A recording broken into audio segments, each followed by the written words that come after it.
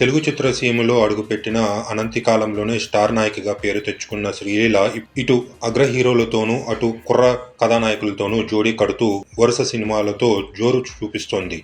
ఇప్పుడు ఈ నాయిక బాలీవుడ్లో తొలి అడుగు వేసేందుకు సిద్ధమవుతోంది.